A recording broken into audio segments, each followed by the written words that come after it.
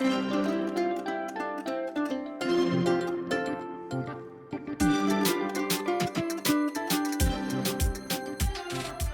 Natalie. And I'm Hannah. Welcome to the Stride Sisters podcast. On today's episode, we open with a little detective work on the Disneyland Halloween Half Marathon Weekend Kids Race Medals, courtesy of an observation by one of our listeners. You know that we just had to investigate. Our main topic of the week is Natalie's lightning trip down to Walt Disney World to bid a fond farewell to MuppetVision 3D. Tune in as she talks all about the rainbow connection behind a fantastic girls trip with Run Disney friends. So grab a drink, maybe not a tipsy ducks in love unless you're ready for it, lace up your shoes, and step into the magic with us.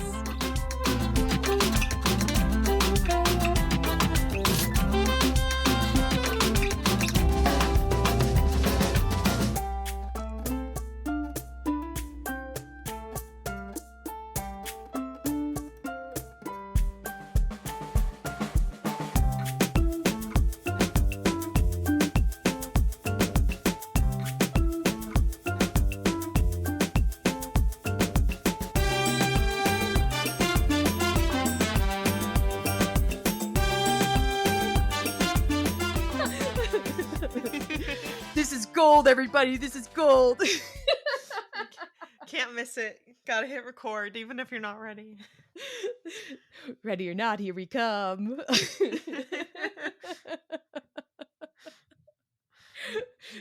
We started, for everyone listening, we're way too far down the rabbit hole, and I was like, this is too good. We have to record. So if this is coming out of nowhere, sorry.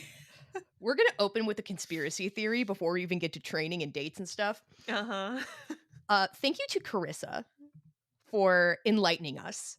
Carissa is in not Galloway. Carissa, one of our listeners, who is lovely. Find her at FarmFitFierce on Instagram. Love her. And we'll fix that if I just goofed her nickname or her username. Anyway, but talking about the Disneyland Halloween medals and the kids' races in particular, Carissa brought up, like, could this be the 2021 kids' races that were supposed to happen at Wine and Dine but kind of just didn't? That they were in the artwork and then disappeared before registration happened? So we investigated. Yes, we did. I did some Googling as we were looking, because I wasn't even part of Run Disney back in 2021, so I had no frame of reference for what the themes were or anything. And I was able to Google Wine and Dine 2021 kids races canceled and found a Disney food blog article that's a news update talking about it being canceled. Like, in person is back, but the kids races aren't happening. But they have a screen grab of the full art that they initially released that has the kids artwork on it. Even though if you go to like a Disney article and try and look for it, they like crop it out like it never happened. We don't know her. And I mean, obviously Hook looks like Hook because he is, and that's Disney. But it's just a little too close for comfort, I would say, with the artwork. And the other thing that makes me really like dive into like this is recycled is that when they released the artwork back in 2021, when they first announced the themes and such, obviously they included the challenge, the half, the 10K, the 5K, and the kids races in the artwork, hence they had to crop it later. But in the artwork for this year's race for Halloween Half Marathon Weekend 2025, there is no kids races in that artwork. There's just the 5, 10, half, and challenge. And if you have any artistic eye or whatever, or if you spend a lot of time in Canva like I do, you'll notice that there is a lot of color overlap between the designs, and that's obviously purposely done with graphic design to make sure there is cohesion for the theme, so the art can sit together as one piece of art as well. And the kids race medal has none of those colors. So I feel very strongly that they just took whatever design they already had and swapped out the year. Because like the shade of yellow, different shade of yellow. The like blue indigo periwinkle situation that is the kids race background color for that medal, not the same shade of purple or blue or anything that's on any of the other medals for that weekend. Um there's no cohesion whatsoever. I mean, it's very Halloween, don't get me wrong. Those colors are very Halloween, but it does not fit the other colors for any of the other medals or any of the other artwork. Which, to be fair, kind of doesn't have to, because for the most part, somebody who's participating in the kids race is not getting another medal. No. But still, I fully buy into your theory, because I'm trying to think of the other times where we've had kids races, meaning only out on the West Coast since COVID. But I think, because I think it was Chip and Dale for the Return to Disneyland, but it also had this teal color, which was in line with the motif. And as I turn around for my Disneyland jacket, seeing if I have any kind of implication of, oh, Chip and Dale were on here. Yeah. Chip and Dale were on here. I'm You guys can't see, but they're here. They have a theme, and when they have a theme, they stick to it, and it all goes together. Even if little kiddos are not going to be earning 5K, they could. The age cutoff, they could. But it's just very Natalie fashion. Not Natalie fashion. Oh my god. It's very Disney fashion that everything in a collection needs to be cohesive, match such. I mean, obviously they're a giant corporation. They have a very great graphic design. That is Natalie team. fashion too. It is Natalie fashion as well. Yeah. I know. Anywho, that's my whole rationale. This is fascinating. Honestly. I mean, we've also got, Disneyland's going away. Mm-hmm. So if they're not planning on bringing kids races back to Disney World anytime soon, then they need to get that artwork used up, essentially. Go ahead and get it out there. Minimal effort for high reward. Well, even thinking of how far in advance that they probably do order medals, and not to say obviously because my first thought was to look at and see if there was a date on the kids race. There is, so 2025. But how easy is it to, you've already worked out the logistics of what the medal print is going to be like with your distributor. How easy is it to change the design from a 2021 to a 2020, the 5, right? If you kept a similar design. Because, as long as they didn't print them already, easy swap. Yeah. Probably. I mean, as we learned for springtime in 2022 with Metalgate, they sent us an email like a couple days out saying we might not have the medals, and then basically like on Wednesday night, I think it was, they were like they arrived, because like basically I think that was when there was a lot of challenges with shipping and ports and whatnot, and there was a chance that we weren't going to get the medals on time, but we did get them.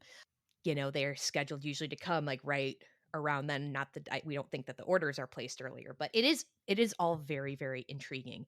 And I also kind of forgot that there was like a kids race and then not a kids race for 2021 for Wine and Dine.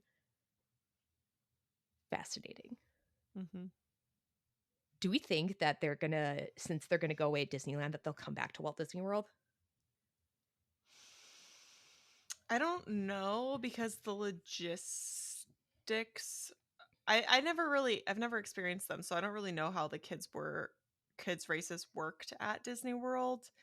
But from what I've heard, the kids races are usually obviously like later in the day, which means like, where are they going to have it at Disney World? Where have they had them in the past? ESPN Wide World of Sports. Oh. So is that probably also why the expo doesn't usually open till like noonish on Saturday? I think so. Oh, like a holdover from days of yore. Yeah. guess. Yeah. If they did it later in the weekend after the majority of participants have already picked up their bibs for the races, Saturday's usually a slower day. Mhm. There's not as much going on. Lots of stuff is sold out. I could definitely see them bringing them back. I'm more curious about the finances of the kids races. Do the kids races actually make them as much money? Like, is it worth the effort or not? Because of they'll have to have staffing, they'll have to Run the buses earlier. run the buses earlier. There's like a lot of cost involved with starting that whole day sooner and catering to people. And I imagine, I mean, obviously they don't have to open the expo earlier if they're going to have people over there. But if you're going to give people more opportunity to buy more money, it's probably double. It's not just staffing like the race. Mm-hmm.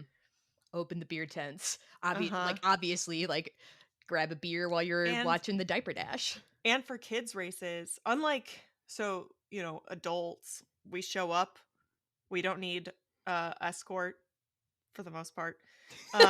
Depends on who you ask. we need less supervision theoretically. We show up, we run the race while we're out there on course. Like the staging area, the start finish area is basically empty.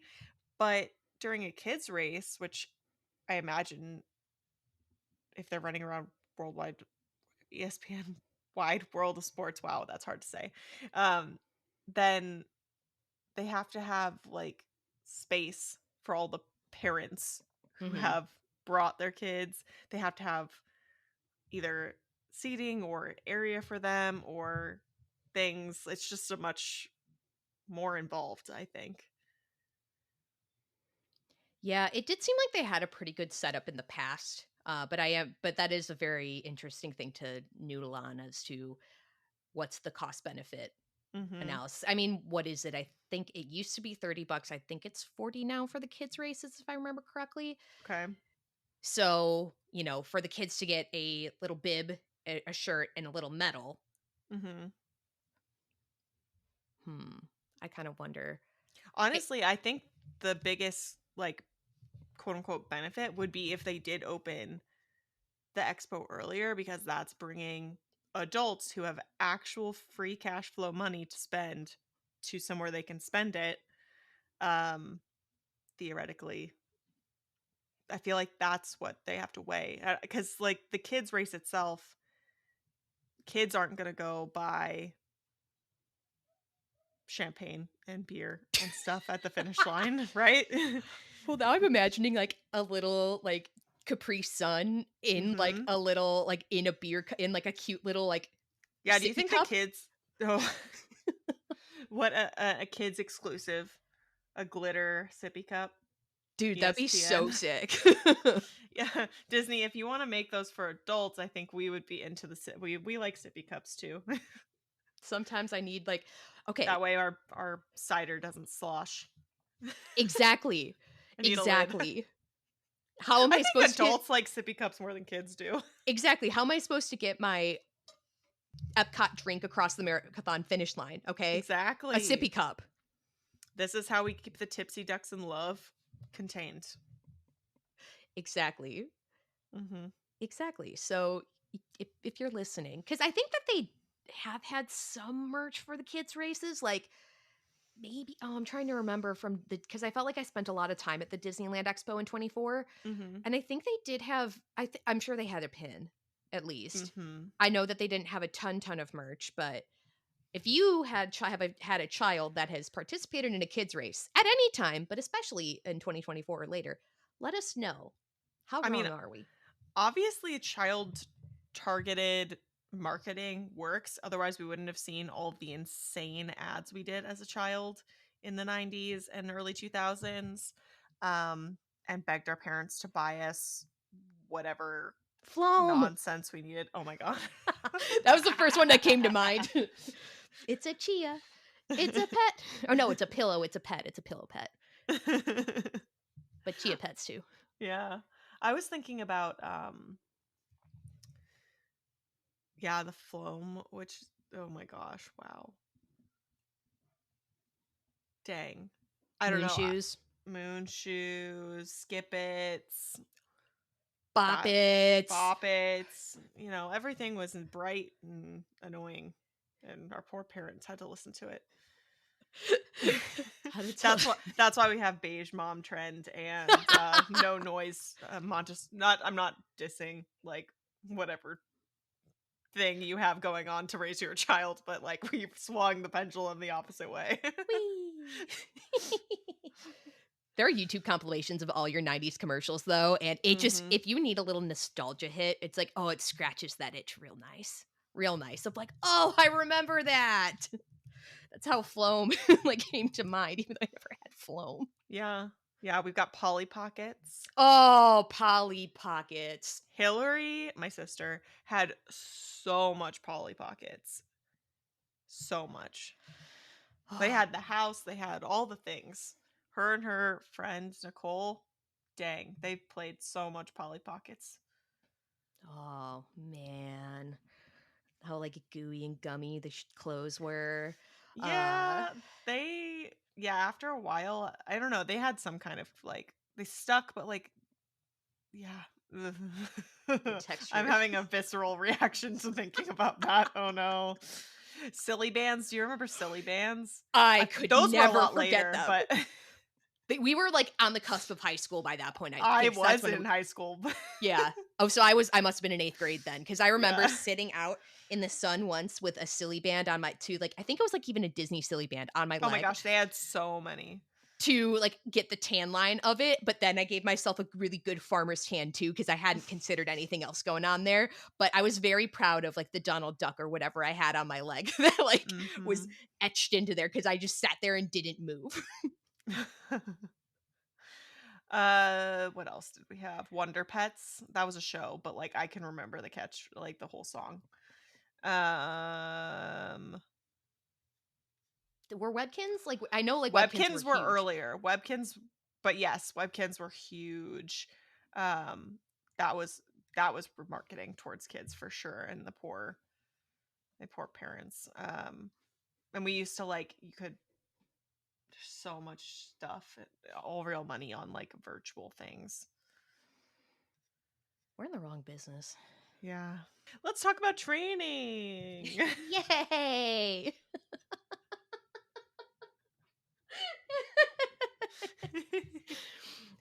We are back at it, everybody. I felt like this week was my first, I'd say almost full training week back since I've had some sickness. I say almost because I opted not to do a speed workout this week because I still was feeling it, Mr. Krabs, a little bit. But that's okay. Uh, there are many, many, many more weeks, but got a long run back in this week. And oh boy, get ready for me to whine about how hot it is outside. Just kidding. I'm gonna die on the hill that it's still better than winter running because there's more daylight to do it in. Mm-hmm. But I had an 8-mile long run this past weekend, and definitely important to go slow going out, and just adapt as needed and also getting up earlier where I think I woke up at like 6:30. I'm like, I could probably get out by 7. And then I just kind of took my time because I'm kind of used to with longer runs, I'm used to kind of waiting for it to warm up a little. And as I even leave my house and the sun's blistering down, I'm like, oh no. Mistakes have been made. Yeah. So I think also something I was thinking about as like I debriefed with myself my long run is that since I won't have my bladder in my vest, I will have the bladder in my body. But the bladder in my vest for Chicago, I feel like I'm going to have to figure out some way to get used to not relying on having water at my beck and call. I feel like you have an alternative though. Oh, You still train with the bladder yeah. because safety, but Yes. also might as well run with heavier thing than you'll have for the race. And basically just figure out, like, I can pull up the map from Chicago and figure out how far between water stops are. So Mhm. you can do the math and figure out, like, okay, so on average, it's going to be this amount of time between water stops. Yeah. And then you just set a little timer and you're like, all right, I can only drink at these time intervals from the bladder. And then it's like simulating the water stop, because otherwise you're going to have to go out and like either do a route where you pass by your house as a simulation water stop or hide water bottles along your route. I live in a nice area and like a fine area, but I also like that's inherently like I'd be like, but like, is that my water that I just put out like Mm-hmm. an hour ago? I would have to distrust it, have a healthy distrust of it. But I know I'm not gonna do something unsafe in training, but I think the biggest thing is when I have to take gels, I think is Yeah. just making sure I time that appropriately and I can't just take it. You can still carry your belt though with water bottles in Okay. the belt. They just don't allow vests with with bladders. You could still wear the vest without it, I think. Um but yeah, because I carried my belt with those, and then Mhm. that'll get you to like in between, and they will refill just like at Disney at the Okay. end. You could either take multiple cups and fill your own water bottles back up, or you can go to the end and they usually have big bottles and they'll refill them for you. Gotcha. So you won't be like totally SOL between stops. But that's what I used my bottles for, was like only for in between water stops. I tried to take Mhm. as much. I mean, before it all fell apart. We all know how that went. If you don't, and this is your first time, I'll keep plugging it. Go back and listen to me talk about how terrible my Chicago Marathon experience was. Spooky. Yeah, I think I still am on the hunt for a like belt, a new belt.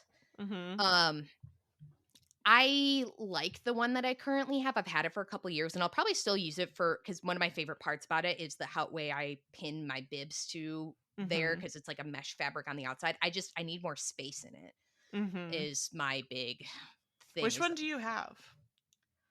oh gosh. Is it a Nathan or is it something else? It's not a Nathan. It's gray. I think it's an it's I know there's like an amphibian on there. It's like amphipod. I think Oh, uh-huh. Yeah. and I quite like the belt itself. I just think that Mm-hmm. I think I'm looking for a Nathan. So it had or like a bigger handheld. Okay, so what I have, I think you would like. I have the Trail Mix +3, or I might have the Ooh. 2. I don't know which iteration. I'm pretty sure I have the 3.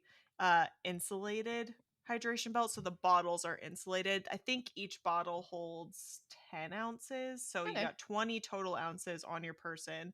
And then the pouch in the back is quite large. You could definitely fit, especially if you're going with gels like you like goo and I don't, you Mhm. totally can fit enough fuel in there for the marathon. And then it also has like bungee cords that Mhm. go on the sides as well, so you can stick gels and scrunch down the bungee cord so you can have gels on your waist as well. And then you still have the room at the very front where the buckle is that you could pin your bib to. Ooh, cuz that's clutch because Here's I the was link. thinking of having like my I always have a cooling towel, if not even for the idea of just like getting some like the salt and Salt away sweat from your off of my eyeballs. face. Yes. Or like sometimes like if I get gel on my fingers, like to Hmm. just wipe my hands on something. Hmm. But that's I think my biggest it's less the water. I mean it is the water, but it's less the water and it's more the other stuff I Storage. leave in my hydration vest, right? Like I am probably going to live without a fuel rod, but like also with how much well, I think because I'm going to be in like a charity area prior, I'll be like fine on like phone battery. But Hmm. like stuff like that or like hand sanitizer also for aforementioned gel things. Like gel mishaps so I don't have to Hmm. sit with sticky thingies for gross. Hmm. But stuff like that. So that's going to be a lot of trial and error because I know I got this cute. My mom and I got matching little belt things, but it doesn't have like a water type thing or water thing with it. That I still want to at least try it and see how I like them. But that'll be it's a learning process. but it is definitely the heat of summer. So it's interesting for me to be on like with marathon training. Obviously, like my routine has been dopey or goofy. So like in terms of getting to an 8 miler, it's later. So yeah, it's gonna come as it comes, and we're gonna deal with it, obviously. But I think also it's gonna be a lot of running smart. So waking up earlier, doing what I can to cool myself, managing my electrolytes. That I actually did a pretty good job on this weekend with making sure I had plenty of element. Um, how's your training been going? Still basically non-existent, which is not boding well for the 10K for Peachtree coming up in like 3 weeks or something. 1, 2, 2.5. I don't know, depending on when you're listening to this. But I went for a walk. I prepped myself to go for a run, and then because I was going for a walk with Pep, I was like, perfect warm up. Then I'll come straight in and run because it's too hot right now, unless you get up early, as we were saying, to go for much of a run. I'm a baby, which is funny because when I first started training for Run Disney, I used to do all of my runs in the afternoon in the heat here. And now I'm such a baby about it. I've actually gotten worse about the heat. I can handle it just fine when it comes to like race day because I just live in it, but I just don't enjoy it. And now that I have the option to not, I would rather be on my treadmill, not for anything longer. Like once it goes to long run, then I just don't want to be on the treadmill for that long. But yeah, I planned on it. I did the whole walk, and then the second I walked through the door, shoes came off, and then I didn't want to put them back on. Felt. So my goal, we'll see how this next week goes because, past Hannah is going to say this. I am trying to work on a very creative, like, calendar or something. I've never been one of those people that, lots of people make a lot of beautiful versions of the calendar. I have my app. Kristen sends me my workouts. Have I been doing them? No. But I think I'm going to try a different strategy again and try and do one of those like pretty calendars where I like put a sticker or mark off the box or whatever and see if like that visual cue and the satisfaction of getting to cross something off helps me stay motivated. So I will be working on that. I don't know. We're trying to find what the new motivation is. It's not that I don't want to run because I do, which is the hardest part. Is like mentally I want to get back there, but for some reason I'm just having a really hard time with the, I guess, discipline of it all. I don't know. I'm going to psychoanalyze you for a second. Lovely. And I don't have to pay for therapy. Let's not go that far. But I wonder if it's partially because, so being like mid-June, it's like training season, but not training season. Because are you doing in summer or are you still in Sculpted Soar? Technically, I have both. Okay. They overlap. I could pick and choose. Okay. Because I wonder if it's, I know for me personally, and you and I are quite similar by this point, when it's before the official, like when Galloway starts, even if I'm not really following it, it's hard for me to be like, I mean, I guess partially it's not even like it's hard for me to be motivated because if I look back at my stats from this time last year until I was sick with probably the cocoa, I was killing it, frankly. But it's kind of one of those like, okay, I don't have to right now. Right? Like it's kind of like we're still in that like preseason type of thing, like preseason pre-training. So it's kind of one of those, well, like, and it's good to give yourself grace before you are in the full swing of things where like when it is like it's time to ball. You got to be balling. Like you kind of more have to be doing that.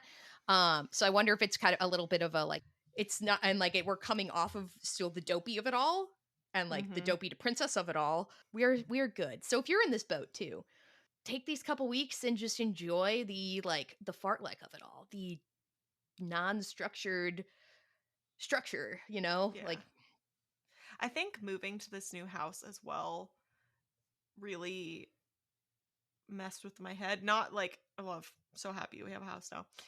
But like getting ready to move felt like the entire routine got messed up. yes. That was stressful.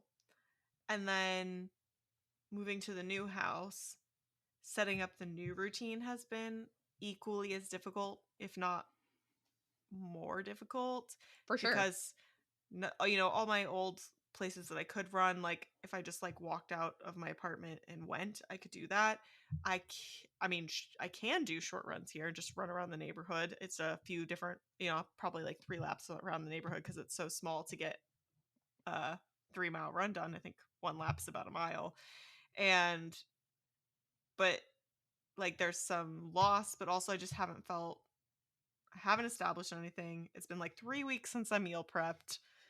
Everything has just felt so chaotic and out of control. So just gotta start small with something and work my way up. Moving is so hard, and the impact on it, because you'd think that it was like, I have new places to explore. You know, being in this boat just about a year ago is when we moved into the house. Mm-hmm. You'd think that it'd be like, oh yeah, so many places to explore. Like, you know, I have new things, but it made me like a little. I feel unprepared. Yes, exactly. And like, I can look at a map all day long, but that's not going to prepare me. And like, for what I'm actually going to experience when I go on that run. And Mm-hmm. especially the big hills. Mm-hmm. But it's hard. It's hard to move, and then like it like already sets off your routine. Absolutely relatable. Yeah. And I then I can't have say all this. What? I was gonna say I can't say I miss having to walk up 3 flights of stairs after my runs though. That's been nice. Yeah. Yeah. That is probably we say all the time the whole reason we moved out of the apartment was because we wanted to just be able to like let Pepper out when she needed to go to the bathroom, not climb 2 or 3 flights of stairs to take her to the bathroom, go back, especially if it was raining. That was a big Oh, pain in the butt. She hates the rain. And so that's like the nicest thing. So yeah, it'll be nice to basically not have to do the same thing after a really intense run when I finally get back to that. But I also have some other like secret projects that I can't talk about going on as well. So I moved. My job didn't change. I still have my job, but like the commute changed. That took up a big portion of my life that I didn't used to have to deal with. I've got this project going on in my personal time that is taking up a lot of time. I'm taking a class also. I don't think I've talked about that. I'm taking like a business course. And so that takes up 4 hours of my week now. And I feel like for whatever reason, when I feel unprepared, I add more stuff to justify. again, another reason why we're friends. I'm like, I'm busy. Let's just be busier. To stop me from thinking about how busy I am, I'm just gonna add a little more. Where it's like just like, yeah, full chaos dragon. Good times. Yeah. Now, if I could just wake up early, maybe that would solve everything, but probably not. Just yeah, it's been against my will.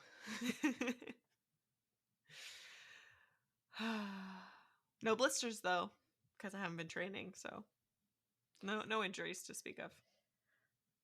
All right, let's get into our dates. We have 79 days until Disneyland Halloween Half Marathon 2025. This is week 6 or week 7, depending on which, if you're doing the 10K or the half or the challenge. You've got 30 minutes on Tuesday and Thursday, as always, or 30 to 45 minutes if you're running the challenge. And for your long run this weekend, 10K, you've got a 40-minute run. And for the half and the challenge, you've got 3 miles. We have 128 days until Wine and Dine Half Marathon Weekend 2025. 204 days until Marathon Weekend 2026. Your proof of time deadline is coming up. You've got 2 weeks until July 1st, which is the deadline. We have 226 days until Disneyland Half Marathon Weekend 2026. Your shirt deadline is July 16th, 2025, so about a month. And your proof of time deadline is August 1st, 2025. We have 254 days until Princess Half Marathon Weekend 2026. Club Run Disney registration is today, June 17th. Woo! If you're listening to on Drop. If not, then it already passed. Or you still have time. General registration is next week on June 24th, 2025. Get ready, y'all. And proof of time deadline will be September 1st, 2025. So you've got a couple of months. We have 303 days until Springtime Surprise Weekend 2026. Club Run Disney registration is on July 22nd, 2025, and general registration is on July 29th, 2025. On to news. Had lots of Run Disney race openings. Chaos in the group chat. Oh, chaos in the group chat. Absolutely. Yeah, 100%. Something we didn't mention last week is that as of last Monday, the 9th of June, there is a Dopey meet and greet in the pass holder lounge in Epcot for the VIP pass holder days. And it's fine. We're fine. Everything's fine. It's not fine. Yeah, I wince. It's not fine. I mean, I'm very excited for everybody who gets to encounter it, even if it's not me. Because it started the day after I left Walt Disney World.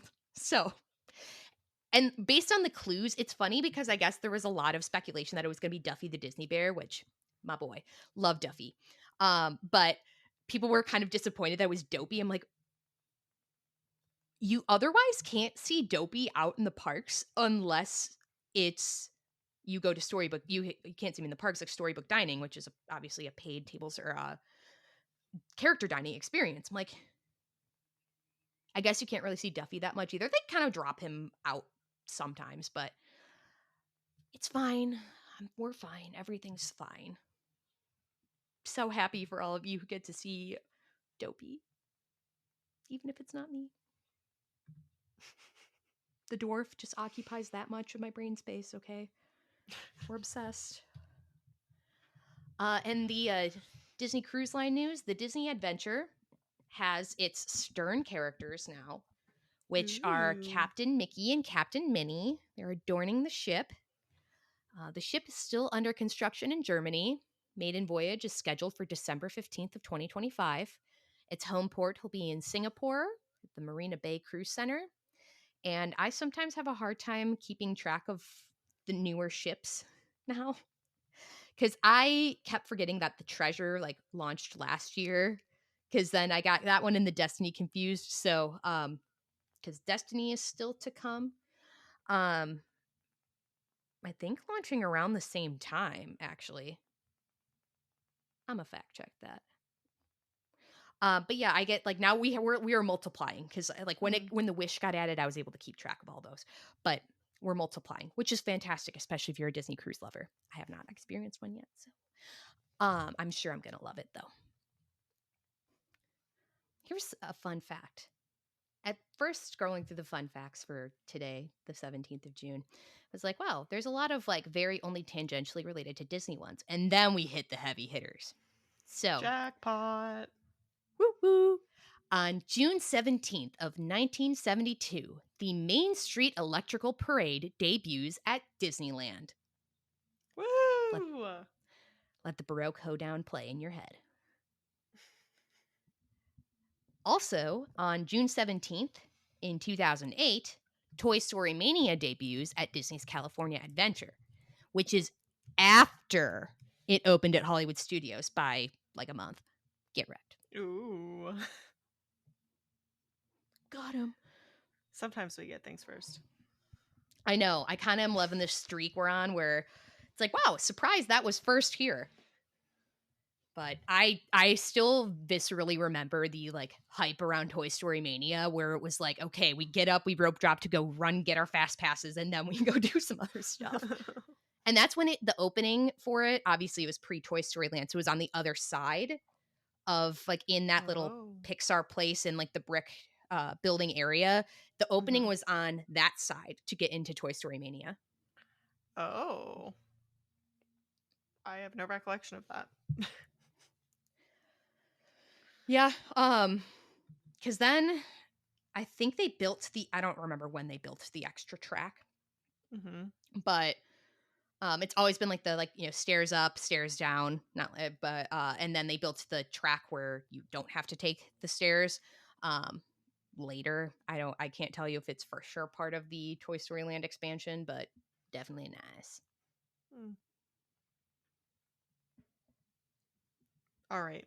So, if you've been listening to the last couple episodes, you'll notice that Natalie and I, our lives have been a bit chaotic recently, and we've been doing a lot of last minute recording. Natalie, would you like to tell the people why we've been doing a lot of last minute recording? I've been out of town a good bit. You're like the most popular human being ever. You weddings left and right. And then, of course, like the one weekend you have off, you're like, let's not have it off. Let's go on a girls' trip. Yes. So, as we mentioned last week, I did make it down for the farewell to MuppetVision 3D. And when I say that this was a very last minute trip, I mean it was a very last minute trip. Like the hotel was booked Wednesday, I arrived Friday. Mhm. Um Now like the concepts of the trip were kind of floating around, but I have never taken a weekend trip since I moved to Omaha because there is like one direct flight Mhm. on Southwest. And really, like with the layover of it all and whatnot, I kind of never thought it was something that was really that attainable. When I lived in Chicago in the burbs, you have your pick of the litter of, places to go, of flights to take down to Florida. So, it was kind of inspired by, there was a mixture of things that beckoned me down there. One, seeing that there was a Friday night Southwest flight. Narrator, I didn't take this flight, but I was like, okay, that kind of like started the cogs turning. Two, there was an Orlando Informer event this weekend. I didn't go.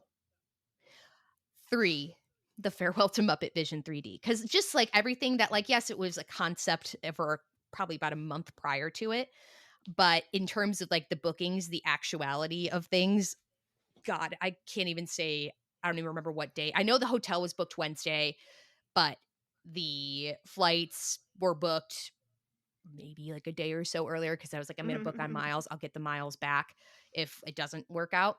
Our friend Jess was already going to be down there because she had a bunch of days off work and she was going to stay with a friend for a few days. And then, so it was like knowing I had her down there, knowing I would, my friend Adam was going to go down to pay respects to the Muppets. My friend Travis was also going to do the same. Uh, and then our other friend Lindsay also ended up coming up from Sarasota. So it was one of those like kind of like perfect storms of chaos. Even I was pretty sick the week prior, so that was part of the reason where I was like, okay, well, if I don't feel good, I'm not going to go and be miserable in Florida. Like, obviously you can be sick and have fun like at Disney. Actually, no, that's bad. But like, it wasn't like that kind of like, it wasn't a contagious sick, let's just say that. But I'm going to just cut that. Since I had been sick the week prior, it was kind of one of those like up or like toss up if like I just needed to rest it to kind of fully recover from stuff. But I was feeling like pretty good enough by that Wednesday when we booked the hotel. I was like, okay, let's ball. So, I had the park pass for Hollywood Studios for a long time prior because I was a little worried about them running out. So we fly out, we as in the royal we as in just me.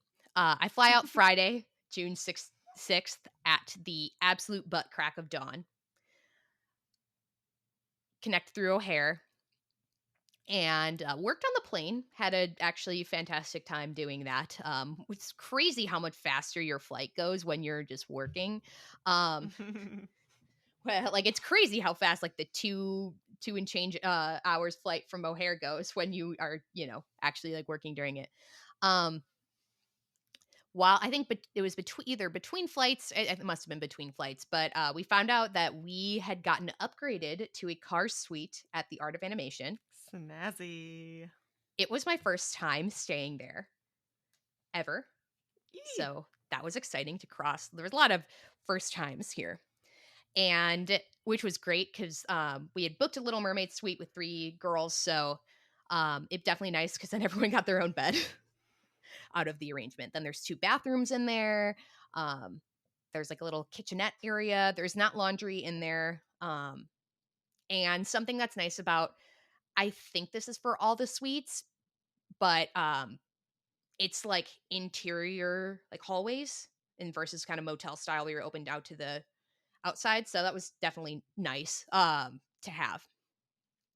But land in Orlando, I just packed a carry-on so I can skedaddle my way out of the airport, like basically like I'm not gonna say full-blown sprinting, but like I place to be, and that was on Disney property.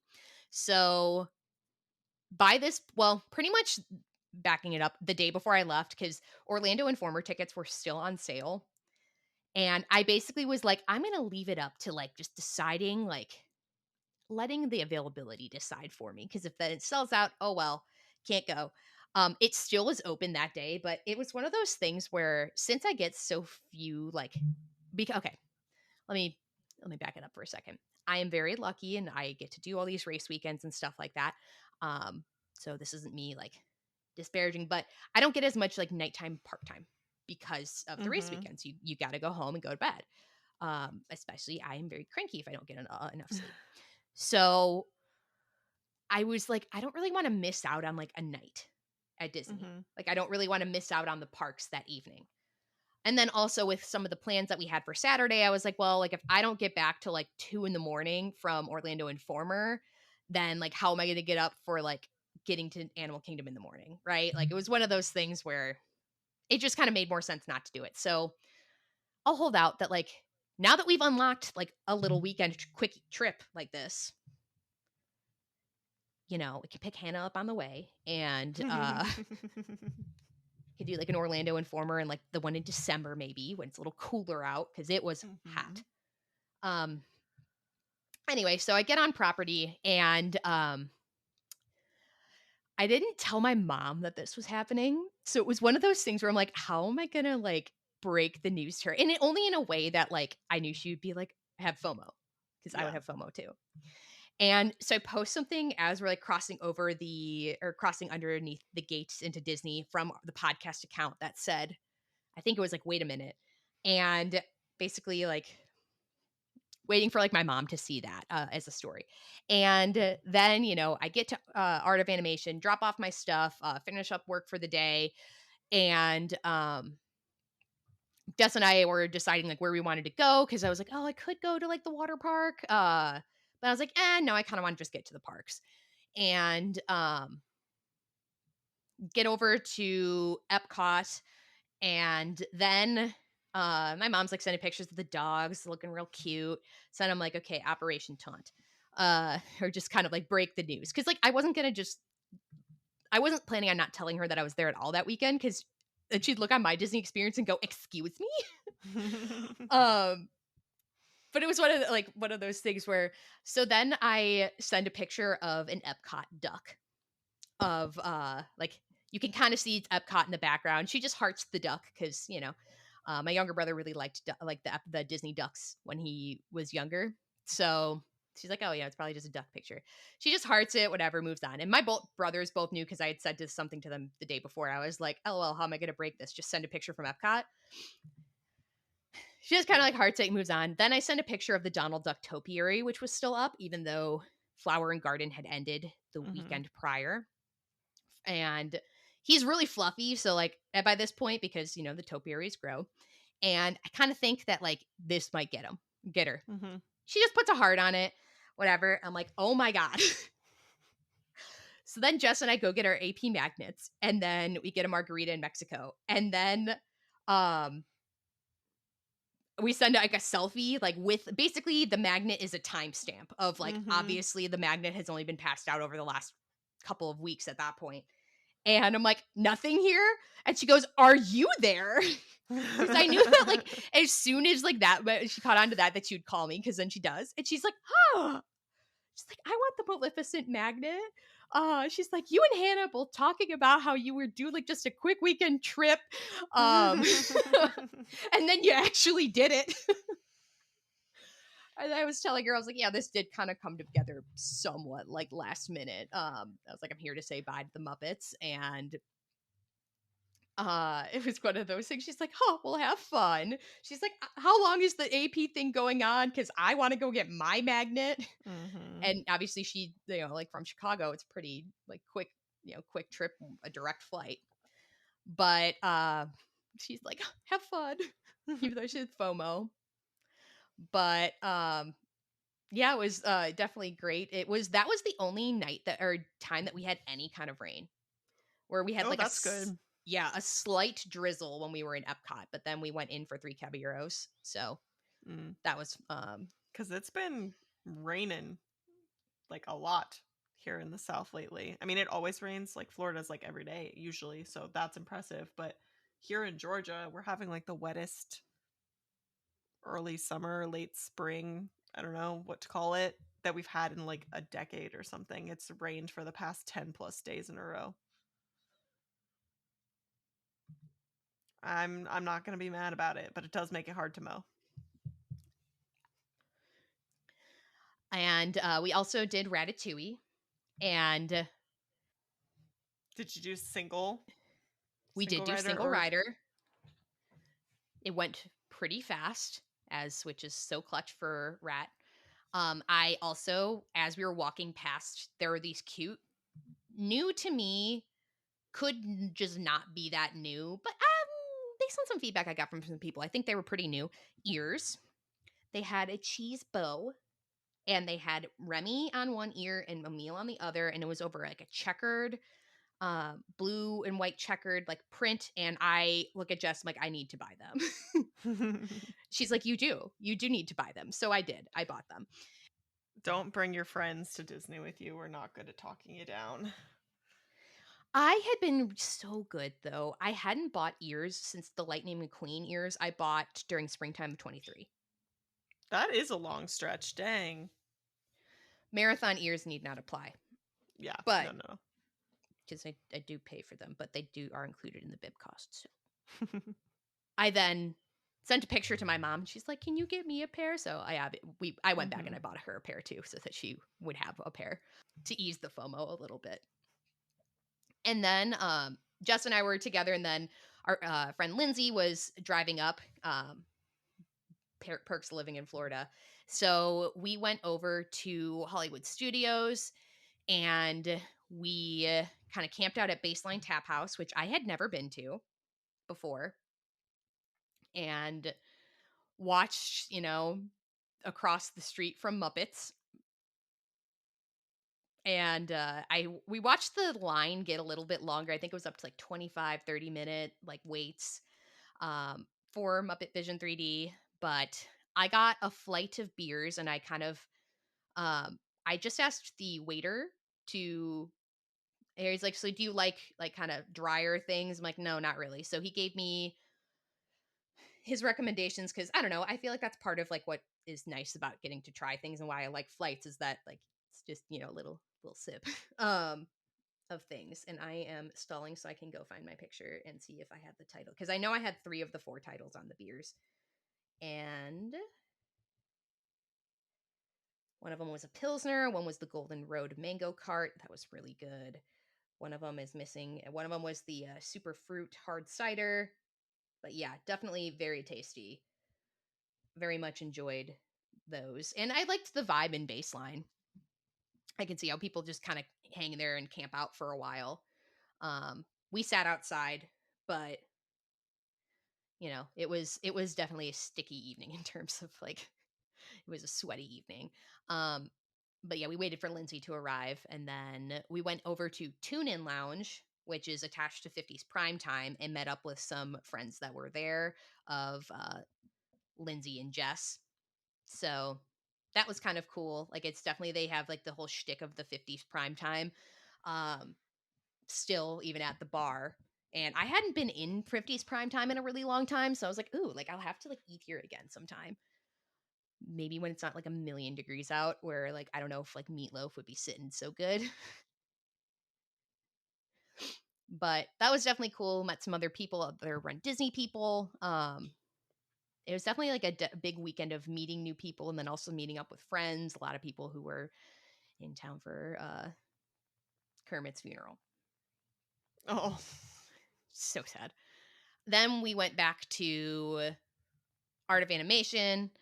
We're hanging out with some friends, just kind of talking out loud, and then decided to kind of call it for the evening because we had a big day ahead of us the next day. Mild shenanigans occurred. It's one of those things where you're uninhibited by having races to wake up for or be hydrated for, um, to say the least. I also scared the crap out of everybody in the room because my hydro flask, which I had put in my bed with me, my little, I was in like the tabletop bed thing, the pull down bed, and it fell out of the bed and hit the ground. And Lindsay thought that something was like breaking in the room. Oh, those are so like, loud when they fall. Yeah, because it just hit the deck. I was like, sorry. Yes, not one of my finest moments up in there, but you know, it happens. So we wake up the next morning, and Lindsay had graciously brought a thing of champagne that she really liked, so we had in-room mimosas before we went to Animal Kingdom. And this really is a girls' trip. We would never do this on a... Well, I mean, they might. I would never do this on a Run Disney weekend. I know. You need to be around for the next one. I'm boring. Yeah. Yeah, I was a little more out of pocket during springtime, but like when I think to marathon weekend, I'm like, we might have just orange juice. Actually, probably the what the vibe would be in the room would be like we do like mimosas, quote unquote, but it would be like emergency.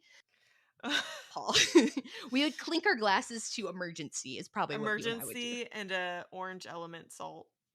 Yes. Packet. Actually, it would kind of slap. Right? I really like the raspberry emergency when that's around. Or yeah, we would be like, yeah, clinking our glasses to that. Maybe our shot would be like airborne.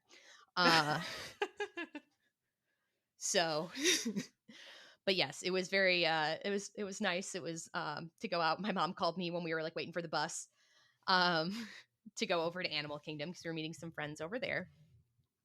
And that's when the news kind of dropped that they were doing wristbands for the final showing of MuppetVision 3D that night. So basically what you did is, if you were trying to go into that, is that you went around opening, got a wristband, and then that helped you get, you would, if you had a wristband, you could come back for the very final showing, which I think was the right way to handle it.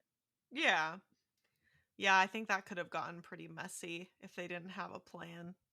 Because, like, what if you had a bunch of people who did wait, right? And then you meet capacity and, like, then you don't, or you, like, go in the show right before the last one. And then you've got people trying to be like, do you want to go past me? Yeah. Trying to wait. And it's a mess.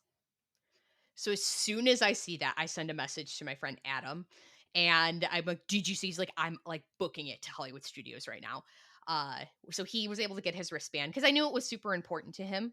I quite like the Muppets, but he is like a super fan of the Muppets. Like, he's the type who he has gone into Hollywood Studios with, like, and the Muppets were the only thing he did in Hollywood Studios and left. So like, definitely in terms of like people who needed to know that information, he needed to know that information. So he was like, yeah, I booked it there. And more on Muppets later. But we get to Animal Kingdom, and we get breakfast at Satuli. Yum. Which always I so haven't good. had it yet, but if it's like everything else, then this time I tried the frittata, and I did the cold brew flight.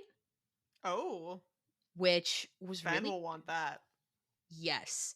Honestly, they were pretty decent size cups for I Oh. think it was like $8 or $9 for the flight. Like you definitely could like easily split that caffeine like caffeine between two if not three for everybody to get their own. Like it's Mhm. definitely a good amount. I felt like it was good value for the dollar. The frittata was so good. Whatever like salad dressing they use on the greens, Mhm. so good. There was goat cheese in it. I forget Ooh. what kind of meat was with it, but it was seasoned so well. It's just what you expect from Satuli, which is just a transcendent, amazing experience. Satuli So has no business being as good as it is. but we love her for it. Yeah. We absolutely do. Because I sent that picture to Mr. Natalie and I was like, specify this is not alcohol.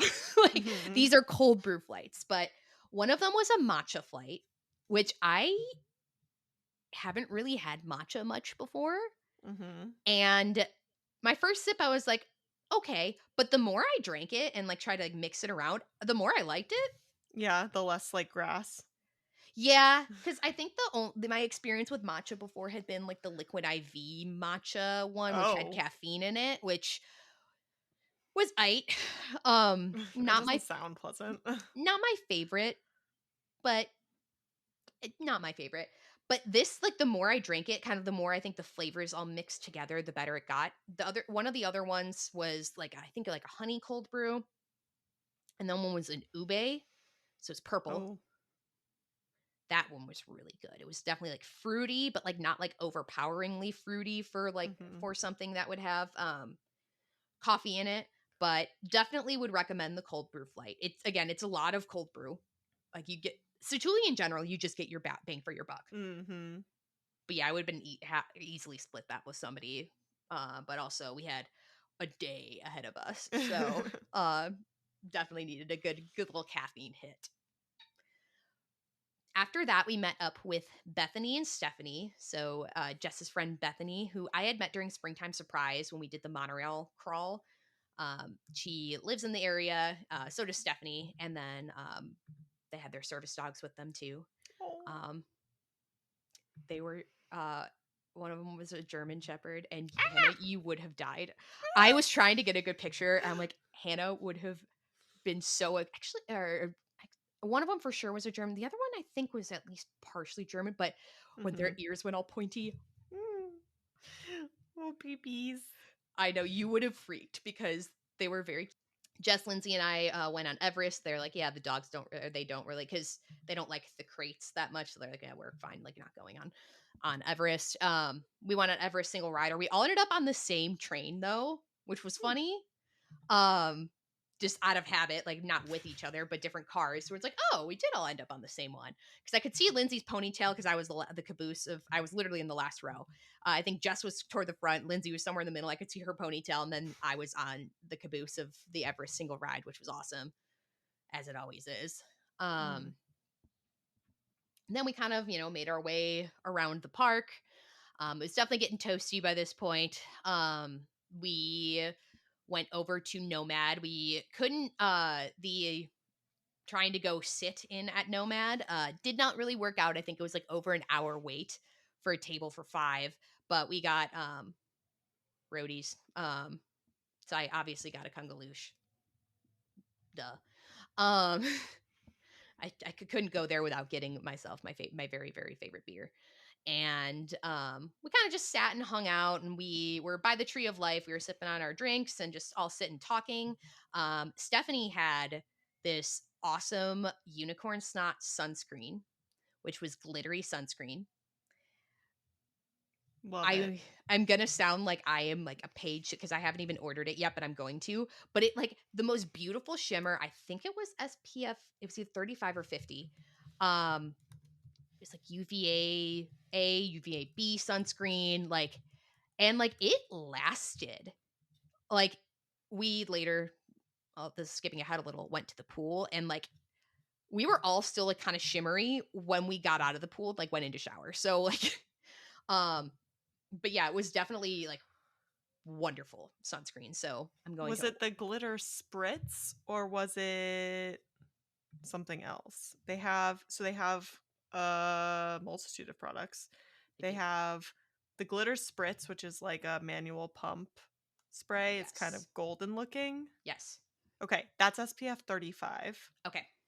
They also have a lotion that's SPF 30, and they have what they call the cactus cool down, which is a hydrating mist. So I think it's kind of like after sun. Ooh. Maybe. That's the vibe it's giving. Love that. Like aloe and stuff. It Ooh. says our new prickly pear cactus infused mist is a hydrating hero for thirsty skin. Love that. Yeah, I am fully on board. Oh, this was also my first time wearing like some glitter because Jess and Lindsay shared their glitter with me.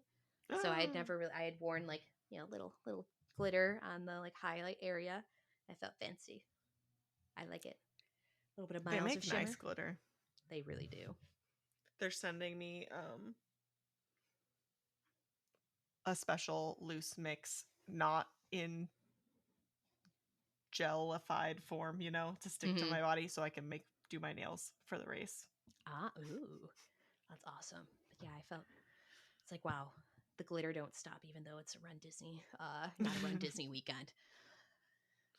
After we kind of finished our drinks and kind of like made sure we were rehydrating, because it was a hot one. We watched kind of the bird show, and it was kind of funny because both service dogs were like, were they into it? They would, yes, they would kind of like alert towards the birds, and then they would kind of be like, okay, no, we're good. But I love watching the bird show. Peppy would be losing it. Peppy's obviously not a service animal, so there's no discipline there from that standpoint. But she would be so excited about the birds. She sits in front of our back door all day, just like watching the birds in the backyard. And if we let her out into the backyard, she like runs around and chases them. Pep. I love her. Then we were departing Animal Kingdom, headed for Hollywood Studios, because originally the plan was to do Animal Kingdom, go to the pool, and then go to Hollywood Studios for, a Muppet farewell. But we kind of realized that it would be probably the later the day got, the busier the day would get. So it was probably better to go a little bit earlier. So we all headed to Hollywood Studios. And well, on our way out from Animal Kingdom, though, Pluto was on his way out for a character meet and greet. So the service dogs both like kind of like looked at him funny, and like Pluto's like waving. They're like, they had just enough like of like, you are dog, but not dog to Pluto. Which was so funny. You're so stinking cute. But yeah, Pluto was like kind of into it too. But headed to Hollywood Studios and made our way over to MuppetVision and Muppet Courtyard. I did a midday outfit change. Had to change into my Muppet t-shirt from Wine and Dine, which the Swedish Chef Kermit and the chicken said can't catch me. And the vibe in Muppet Courtyard was like, it was honestly like incredible because it was just so many people who were just fans of the Muppets, where there were people, it like almost felt like a Run Disney weekend in terms of like people with like cool costumes and like different little like dioramas or different little that they had, or just like basically a salute to all areas, but mostly Muppet Courtyard. And like I saw this lady with like the coolest like Miss Piggy boots on, that she had made like people with different Muppet inspired outfits. But I went in for my final presentation of MuppetVision 3D. It was around like I made because Pizza Rizzo had a super big backlog. Like I think making the mobile order, we were like getting to Hollywood Studios like, oh, we should probably just make the mobile order now because it was like an hour and a half out. But we also figured that it would be a long wait for Muppets, which, it was like actually using the queue for Muppets. So, went in for the final presentation of MuppetVision 3D. And it was really great to have like so much like audience interaction, like people laughing at the jokes, people, like everyone clapped when Sam Eagle said like, no, not Sam Eagle, when Kermit says, and now, ladies and gentlemen, the final presentation of MuppetVision 3D, and starts Sam Eagle's glorious 3-hour finale in a minute and a half. And it was so special to just be in there and be part of it. And I did take some audio from that. There's some that is usable, some that's not. Because it was also like I wasn't gonna not clap along for like to not get the audio, right? Like of course I was clapping along. I was enjoying things and just enjoying a final goodbye. You see, Statler and Waldorf up there. They're we surrender, we surrender. And yeah, it was great to be there, great to be part of it. And it was like a special moment to, even though I didn't go to the very, very last showing of it, it was special to be there on the final day and kind of just take in everything that was in Muppet Courtyard. Because when I left from Springtime Surprise, I was pretty sure that was going to be my last time. So getting that bonus day, that bonus time to spend in Muppet Courtyard was special. And one last showing of MuppetVision 3D and just kind of like leaning into the certain like jokes in there and different like I don't know. It was just very much a community experience. Left out of MuppetVision 3D was waiting for Rat Pizza because of course I had to. I had probably never had Rat Pizza because Pizza Rizza only came around, I think, in 2016. It was Pizza Planet prior to that. So I had probably never had it before. So obviously I had to order a kid's meal of it and got Italian iced margarita because one of my other friends had recommended it to me. And like basically like everywhere I turn, it's somebody I know. I see my friend Travis. At some point, then I'm waiting for the photo pass in front of Miss Piggy Fountain and then the Muppet Vision 3D sign.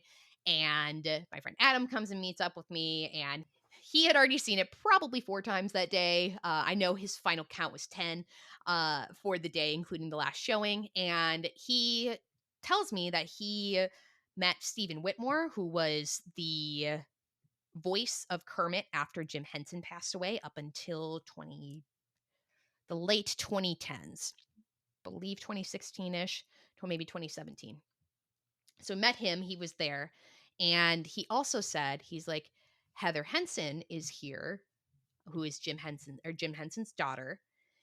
He like shows me a picture from somebody else, and he's like, this is what she's wearing, blah blah blah. She like doesn't make a whole ton of public appearances, to be honest. Not really kind of her thing.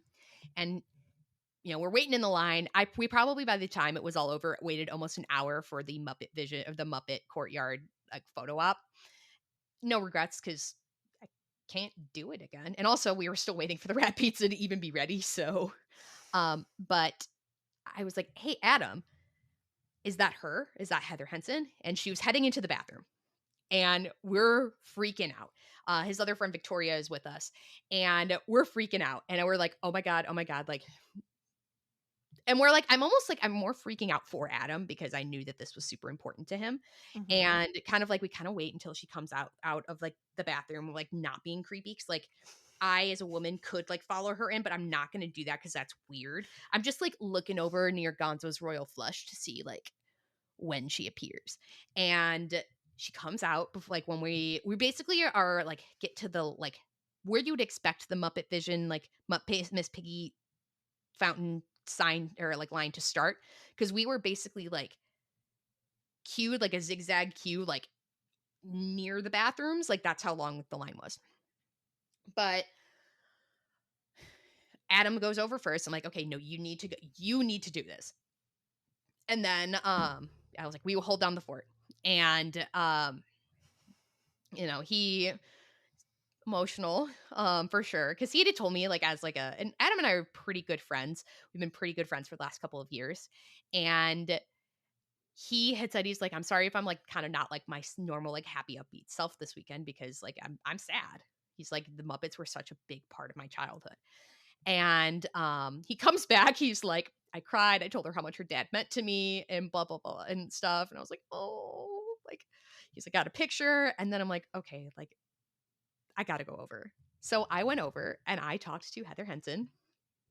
And I like kind of am like stammering a little bit because I'm like, how much I really love the Muppets and blah blah blah blah blah. And like she's like, oh, where are you from? And then I was like, I live in Nebraska. And she's like, oh, I'm actually up in Nebraska at least once a year. I'm like, what?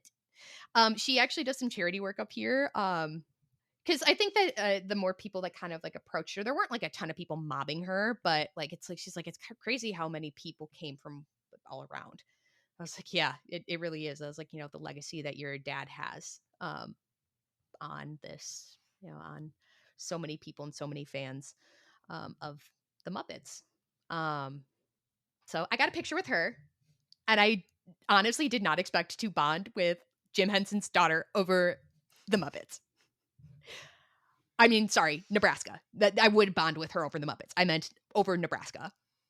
Bing bong. I was like, yeah, I'm from the Chicagoland area, but you know, I live in Omaha, Nebraska now.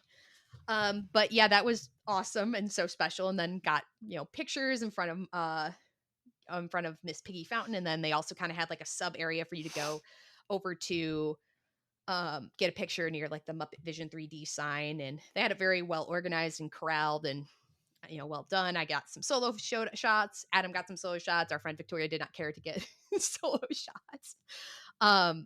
But then it was about time for my rat pizza, because basically like the last 20 minutes in line, I had clicked I'm here for my order, because Jess and Lindsay had gone over there and gotten their rat pizza already. And they're like, yeah, it's taking forever, so you probably want to just say I'm here. But it timed itself out well. And I gotta say, my rat pizza slapped. Nice. I think it was mostly the pepperoni doing the heavy lifting, but it was really good. I was so pleasantly surprised, just because a lot of people are like, okay, like I'm a bit of a pizza snob growing up in the Chicago area. You better be. We got some serious pizza to compete with here. Exactly. Like I'm a bit of a pizza snob. Like, okay, TBH, like pizza's pizza though. Like pizza's a good time. But like I don't seek out Disney pizza for the most part. Like ever. But I was like, dang. Where was this was here this whole time. Like it was mostly the pepperoni doing the heavy lifting, because I had the pepperoni kids pizza, and again with an Italian iced margarita, which I am so mad I didn't know about until this day, because it was so good. Like basically, like imagine being a kid and like you're pulling out your Italian ice, like Luigi's Italian ice from the freezer. But this in like a margarita form. Oh, it was so refreshing, so delicious. Just yes. Yes, absolutely 100% yes. Amazing. And I'm so sad that I discovered it on its final day. It's fine. I'm fine. Everything's fine. I just hope it comes back in some capacity elsewhere, because it was so good. It's like Remy the rat saying, "All this time I've been beneath Paris." It's like in National Treasure. They're like, all this time, and it was right here beneath our feet. All this time, it was on the back. Dang, that is an A+ 100% reference there. Wow, beautiful. Oh my god, I need to watch National Treasure again. We just watched it like yesterday or the day before that.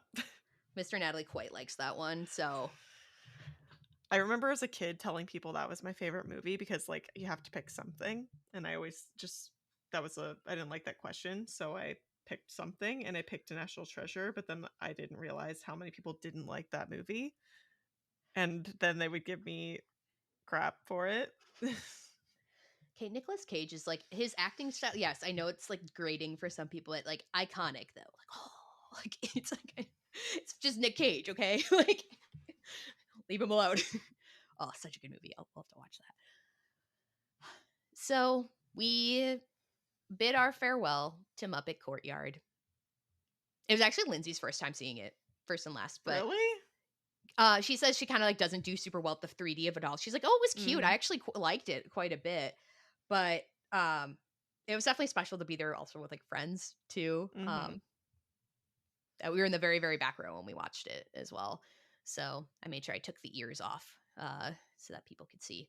Not that there was anybody to see behind me, but you know, that's just a habit I have, is I always take my ears off when I go into a show.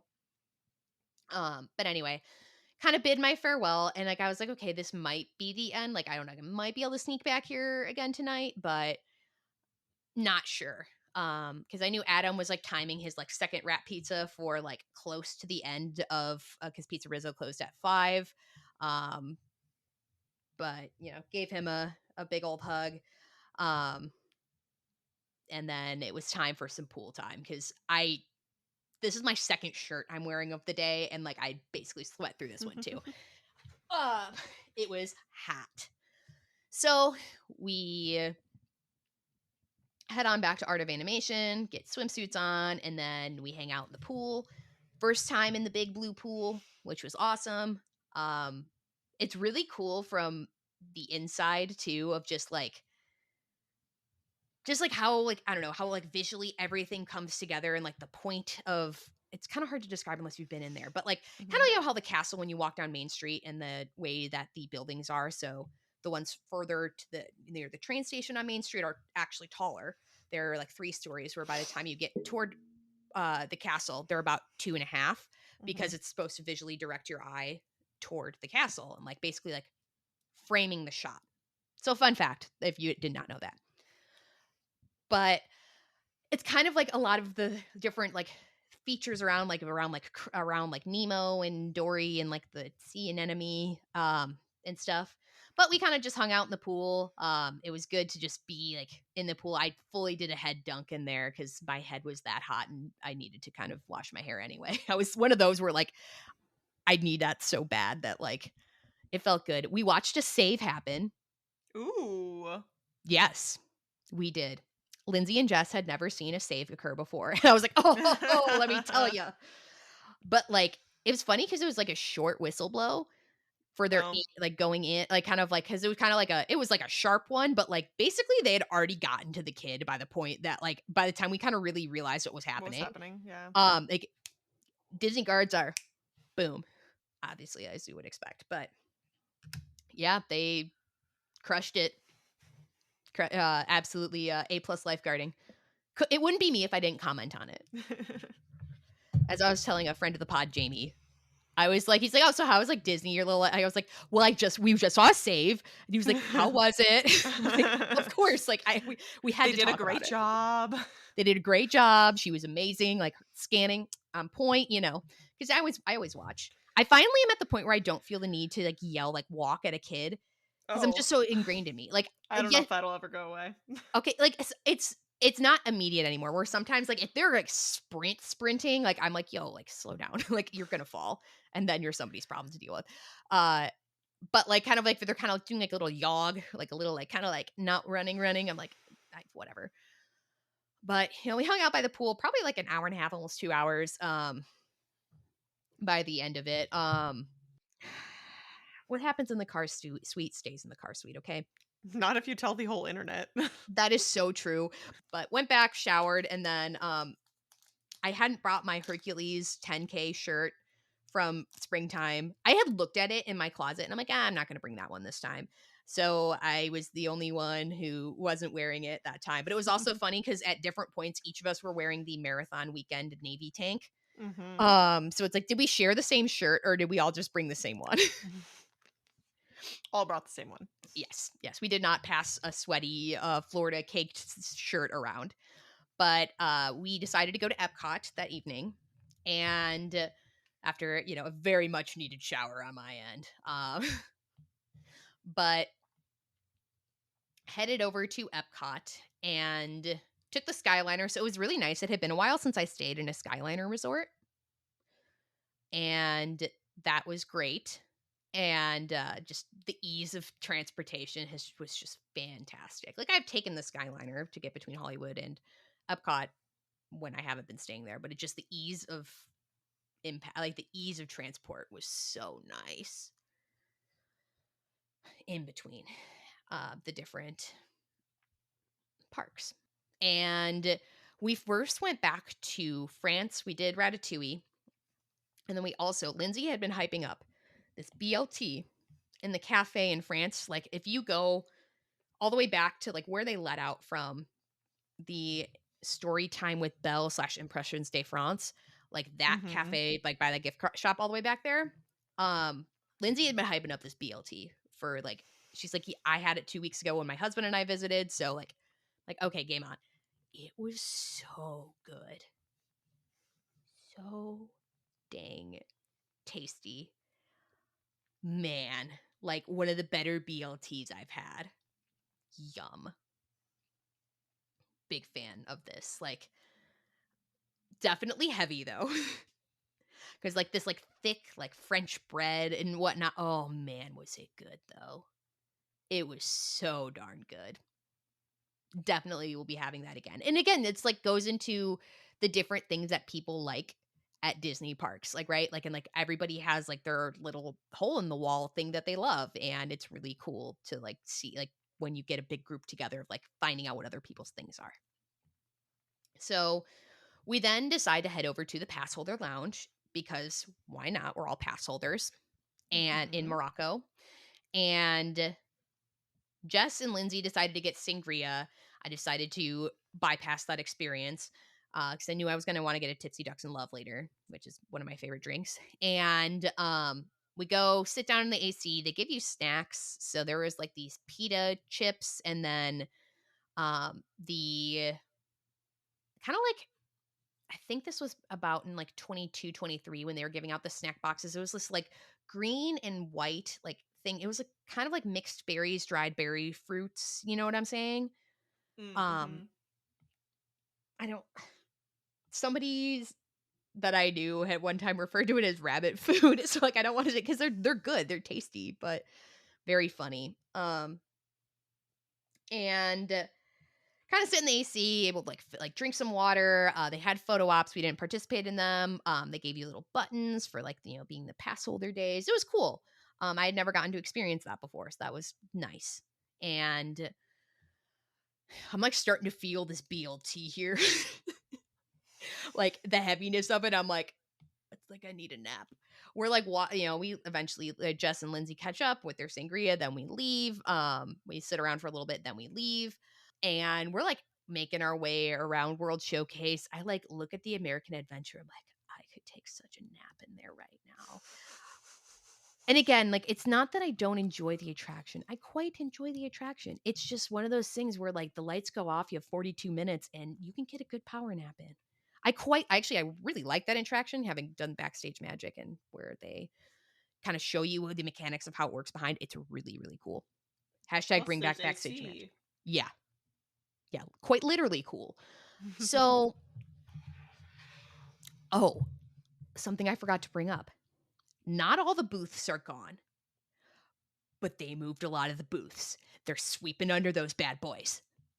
Some of them are more, really? yeah, some of them are more permanent, and like permanent structures, but you had a lot of elbow room going around Epcot. Okay. So not all of them, but a good amount where I'm like, oh, there definitely are usually booths over here, here, here. But yeah, a lot of them were, I'd say, at least 50%. No, I think even higher than 50% of them were not there. So that was interesting. That was fulfilled my inquiry about what we were doing with the booths. Do they sweep under them? Didn't notice any paint discoloring. All good. All good. But anyway, as I'm like kind of trudging along, we get to Germany and they have this chocolate shot that you can take. It's like the Mozart chocolate that from Austria. And that brings me back to life because we all take it's so tasty. Like you can barely even taste the liquor in it. I couldn't even tell you what's in it. That brings me back to life. I was like, it was just that hit of chocolate after that heavy BLT, which again, delicious. It just I was so back. I was back and back at him because then Lindsay was like, I was a little worried, TBH, that like we were gonna have. I was like, yeah, no, I was like, you guys could have gone without me if I just needed to go like take a nap or something or just kind of take a little siesta or let the heat hit me or whatever. But it was like one of those like, oh, we're back. Because we were also Bethany and Stephanie had met back up. They were out for a shorter amount of time, so their service dog stayed home. And they picked up you can buy wine to take home in Italy, and that's what they did. But that was the lines I had looked good. But yeah, we were kind of just still meandering our way um through the World Showcase. Still hot, but I'd say overall our like lines and stuff like that were really short. Like I'd say crowding wise for this weekend, for it being a like, That's pretty wild for like a peak summer. yeah, it's like, is it because everyone's over by Muppets? Which by this point, I think that we were hearing that the queue was extended into Galaxy's Edge and using some of the Dang. Rise queue. Like, heck yeah, it was. Whoa. Yeah, right? Wild. So we kind of continue to meander around, and we stopped by the Goofy Communicore takeover in I don't know. I think what they've been doing with Communicore Hall has been great. In there, I mean, we didn't really go inside much because it seemed like it was more in versus like one during Festival of the Arts, it was like a whole Broadway exhibit. It was more of like a child's playground, but I did peek my head in there just for curiosity's sake. But the AC felt really nice. They had mead over there, where they had like that was at like the where they have like basically like usually festival favorites and stuff, but there's not a festival all summer, so that Mm-hmm. was actually pretty tasty. Um, and I don't know, we kind of just vibed around there. Lots of giggles, especially with the goofy stuff. Meant to be in a lot of ways, but it really wasn't that crowded, which again is so crazy to me how uncrowded it was in the parks. I think like even Jess doesn't do Guardians because it makes her sick, so we didn't even really. But I think even just looking around near there, we saw. I think it was only like a 65-minute wait, which since it's gone to standby, that's not horrible. No, that's pretty good. Um, we did do we had an attempt to get to Space 220 Lounge with it was full. We also had an attempt to see like they're like, well, we don't know if we ask with Geo82 had that because that had just opened that week.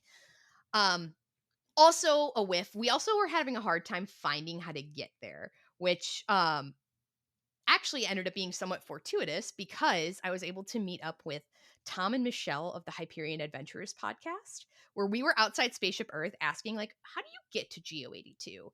And then I kind of hear we were turning around and I hear Natalie, because for some context, Tom and Michelle and I have like whiffed on meeting each other up with each other so many times because it's been in one where they've been in town or where they've been around for like a Run Disney weekend. It just hasn't worked out where we've met up with each other. And it was one of those where I had told them that I was going to be around and they had told us a little bit about their plans. They also had Last Muppets wristbands. So that was awesome. And it was great. It was great. They are literally the nicest people on earth. They are exactly as they present themselves on their podcast. Literally, I was so geeked to meet them. It made me so happy. Uh, at long last, we were able to meet up with them because I've been listening to their show for like 4 years or so now, and like just a lot of just missed connections. But it was great because they were headed up for the dessert package for Geo 82. So I'm sure that on their episode this week that they talked about it. So I'm excited to hear all about it. Might have listened by this point, but by the time you guys hear this, but they were wonderful. It was just so fantastic to meet them and finally get to connect with them. Gonna gush about them a little bit more. Um, but we asked, they're like, hey, like, are there any tables? Or like, the dude was really polite about it. He's like, no, it's reservation only right now. We're like, shoot your shot. For Geo 82. And then we, just keep meandering around a little bit more and kind of make another lap around the World Showcase. This is when the ill-advised Irish car bombs happened. Because so a couple times do I hear that sometimes people, and I know that we're not probably supposed to, I think we're not supposed to call them Irish car bombs anymore, but basically it's a Bailey shot and a Guinness. And the Irish things. And we like kind of hear about like, during the marathon, people getting out Jaeger bombs. I'm like, okay. I was like, well, let's all practice. So we go into Rose and Crown, which I don't think I'd ever drank anything at the pub part either.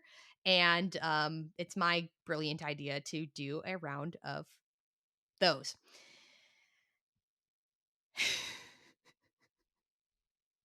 Asking for trouble. Absolutely, yes. Asking for trouble. And I want to note that during this time, Hannah's at a bachelorette party, her sister's bachelorette party. And I think we fully have come to the conclusion that Hannah had a more wholesome weekend than we did at Disney. Absolutely. You guys were way wilder. Nothing that we did. I mean, I don't think Hillary cares. Nothing that we did at the bachelorette could even be considered remotely wild, other than literally going into the wild to ride horses. But we we had a cocktail making competition. That's the closest we got to rowdy. And we watched a movie marathon of Twilight. We skipped New Moon. Don't come at me. It's funny because I feel like most people skip Eclipse. What? No. I haven't seen past New Moon. Seriously? New Moon is just like the worst visual representation of her depression or whatever. It's just so boring. Nothing happens in that movie. I think that's why it's like the camp of it all. Of like, like you sit in the Twilight house and like you hoa hoa hoa as the months pass by. But so we get ourselves around and decide that we're going to take the monorail over to the Contemporary because there's another friend who's got like meeting up with his family there and at the Outer Rim. And as we're on the monorail to and we're like literally like laughing, like we're doing like mobility exercises in World Celebration Gardens, which I literally attached for my workout check-in for Kristen, and she goes, "LOL, can I post this?" We did give her permission to do it because it was funny. Where I'm like, yes, no, do your good mornings, and we head over on the monorail to the TTC, and like I'm kind of like joking a little, and I was like, well, I kind of like, I don't know, like Happily Ever After is just starting. And I'm like, well, like it'd be kind of funny to like, it would make 4 parks in one day if I went into Magic Kingdom right now. For the plot, I do. As we're just giggling our whole way on the monorail, the idea of Pink Pony Club goes up. And I put in the group chat, I'm like, view this message if I should go in Magic Kingdom to go ride the carousel and play Pink Pony Club. And obviously we are enablers here, so yes. So I get in for quite like basically the very end of Happily Ever After, like from the Hercules point on. Could not have timed that better. Of when I like walked into Magic Kingdom, caught the end of the fireworks, just kind of stopped on Main Street. I'm like, what a freaking life, right? Like just casually catching the end of the fireworks, find your Happily Ever After, like this whirlwind of a trip. Like, and again, it feels like it's been so long. Like it feels like I lived like 4 lives and like had 2 weekends during this time. But I do go back, I do ride the carousel, and I do play Pink Pony Club as one does. And probably cringier than I would like to admit, but it's not like there were a whole ton of people at 9:45 p.m. that were riding the carousel.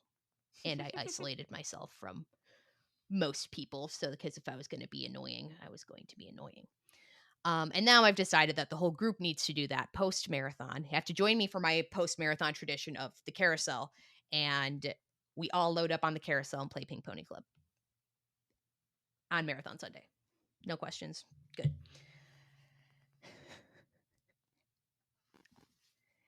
From there, went over to the Contemporary to meet up with Jess and Lindsay at the Outer Rim.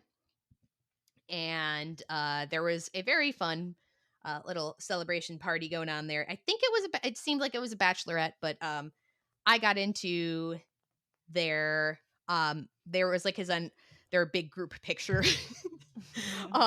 So I'm part of the gang now for that, and kind of just called it from there.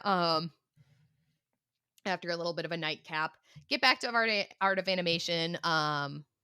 And the pools are sadly closed by this point because we're like, ooh, like we're all like sweaty and gross. Like it could be nice for a nightcap or night dip, but they're closed by this point. And we had kept ourselves out of Disney jail, so we weren't trying to enter Disney jail. And kind of like bop around a little bit and then decide it's time to go to bed. And retire for the evening after we go to bed and retire for the evening. Wake up the next morning. It's a slow start for everybody. It's time to, pack up the car suite and get ourselves all ready to go. Lindsay has to drive home because her family's coming into town. And then Jess and I, it's a good to go day. So we are on our merry way. And we decide to go to Hollywood Studios. And this is the first time I've had the Skyliner Toffee coffee or latte. Very tasty. Very good. Because we get that at the Skyliner station at the transfer point from Art to Hollywood. And we decide like we're like rope dropping the villain show. Because on Friday night, we had tried to squeeze in for the very last showing of it for the night. And they had filled up already, which of course we weren't mad about it. We were like, oh yeah, we kind of understand if we're going to get there like 10 minutes before the last show. And it's like about a week and a half after it opens. We just had a pet interference, and it was funny because I just saw Sushi's head just start coming across. I'm trying to laugh, but I'm not succeeding at not laughing. She's like, hey, what's up? She wants to make her guest appearance on the pod. True. Pep has gotten her voice heard, and Sushi's like, yo, what about me? But the villain show was incredible. It is so good. Like, I'm not going to kind of provide spoilers, but it's really cool the way that the visual effects go and the way that they kind of have the basically the audience votes on who they think is the most unfairly treated villain. But there's so much opportunity because our three villains were Captain Hook, Cruella de Vil, and Maleficent. And they have a little song and dance. It's like a musical number type thing. Like, absolutely fantastic. And there's so much opportunity to sub in different villains. Like, you could probably pretty easily change whose stories, like, you want to throw Frollo in there, you want to throw Clayton from Tarzan, you want to throw Dr. Facilier. I think that it can be a very versatile show to kind of keep things, up and changed. It was so good. We all voted for Maleficent as a collective. I honestly thought Cruella might take it. She had a very, very strong entrance, but Maleficent just absolutely, it was fantastic. Absolutely loved it. And it's like a rewatchable show because it kind of is based on how your theater votes and stuff, but definitely a bop. We were really glad that we did it. We did go over to Little Mermaid, and it was a 55-minute wait. I'm like, I'll pass for now. We're lucky we get to go back. And then Jess and I separated for a bit because I really wanted to go to Magic Kingdom, and because she had gotten there a couple days before I did, and she had already spent like a whole day at Magic Kingdom. She's like, I kind of don't feel like it. I'm like, yeah, okay, well, if you don't feel like it, I was like basically like no hard feelings if I go. She's like, yeah, no, I think I'll hang around here for a little bit, maybe go to Epcot, but I think I'm going to go back to the pool for a bit. And I head over to the Polynesian. I get my very favorite thing, which is the pulled pork nachos at Captain Cook's, and those revive me a little bit. And then I head into Magic Kingdom. Now, I got to say that we had the announcement that Tom Sawyer Island and the Rivers of America closure. I didn't feel super inclined to visit. I waved from afar and was like, yeah, that's good enough. But something I do always feel inclined to visit is Buzz Lightyear. And I rode Buzz Lightyear, got Galactic Hero, and I'm like feet from the exit. And then the ride stops. Like, okay, whatever. But then, like, we're stopped long enough that the work lights come on and, like, the fences per se for, like, basically, like, I'm thinking we're getting an in-show exit. And then my mom had called. I was like, "Yeah, I'm stuck at the very end of Buzz Lightyear." And then my mom calls me. I'm like, "Oh, we might get an in-show exit. This is awesome." I'm like looking around, like waiting for that to happen. Like they're like, it's like your space cruiser has been deactivated. I'm like, that would be so cool. First of all, I basically have done the whole ride. Secondly, I don't know. I like as like a dork. Of course, I like these different experiences. And then like she's like kind of listened to me like kind of almost like cheer it on. But we did get to, do the last because I'm literally right by the sign where you see like all your scores, like what your score means. Like I am that close to the finish of the ride. Um, but it was really cool to see like when they turn the work lights on, like just watching like the fences go up automatically. Because if they need to walk you out, they want to keep people safe, make sure minimize like chances of people like falling. But then I watched them go down and the work lights go on. And then we did finish the last little bitty bit of the ride. But got my Galactic Hero button. Tried to go take a nap in Carousel of Progress. Couldn't really fall asleep. There was someone who was taking like a definite nap back there because she like was like left over from the show before. This one lady and her baby. I'm like, that's a good nap. That is the type of nap I'm trying to have. But did not fall asleep. Actually, just got to enjoy the Carousel of Progress. After that, that's when like kind of the wait time situation. I was like, I swear, Seven Dwarfs Mine Train had a 40-minute wait. 40. The longest wait in the park was for Tiana's, which was 65. Which again, it's a Sunday in Magic Kingdom in the summer. It's pretty good. Yeah, I didn't do any of the above because I was like desperately in need of a little bit of pool time. By that point where I was kind of just like wandering around. I did go get a Dole Whip, life-saving Dole Whip, and pineapple coconut swirl is my favorite. So I got that. Made sure I got Mr. Natalie his peace offering of Rice Krispies from the confectionery, which then did melt a little, but he said they tasted good. So, as they usually do. And headed back to Art of Animation. I really just hung around at the poolside in the pool for a while because I met up with Jess. We just hung out, enjoyed time. And again, it feels like, I lived like 5 lives during this trip.